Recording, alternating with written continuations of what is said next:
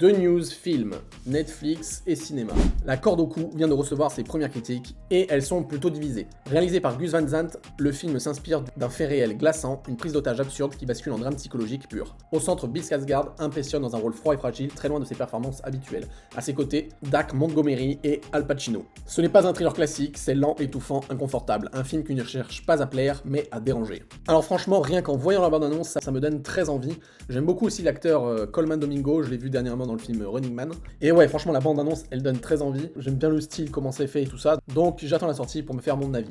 Un duo très sérieux arrive sur Netflix. Le créateur de True Detective, Niz Pizzolatto, s'associe au réalisateur du Sang et des larmes, Peter Berg, pour un thriller d'action intitulé Cold Zero. Le projet est en développement sur la plateforme avec une promesse claire. Une écriture sombre et morale dans le style True Detective et une mise en scène brute et réaliste dans le style du Sang et des larmes. Ici, pas d'action spectaculaire gratuite, la violence est physique, lourde de conséquences, centrée sur l'humain sous pression. Cold Zero pourrait devenir l'un des thrillers Netflix les plus sombres et les plus solides à venir. Alors clairement, quand on mélange True Detective et du Sang et des larmes, moi je dis oui. J'ai adoré la première saison avec Matthew McConaughey et Woody Harrelson. C'est vraiment une de mes séries préférées, exceptionnelle, il n'y a vraiment aucun défaut. Et le film du Sang et des larmes, c'est dommage parce qu'il est passé inaperçu, il n'a pas fait beaucoup de bruit, alors que c'est peut-être un des meilleurs films de guerre depuis des décennies. Ce film-là m'a choqué dès les premières minutes jusqu'à la fin. Vraiment, je vous le conseille, il est incroyable. Donc voilà, peut-être un chef-d'œuvre pour Netflix. Franchement, j'attends ça avec impatience.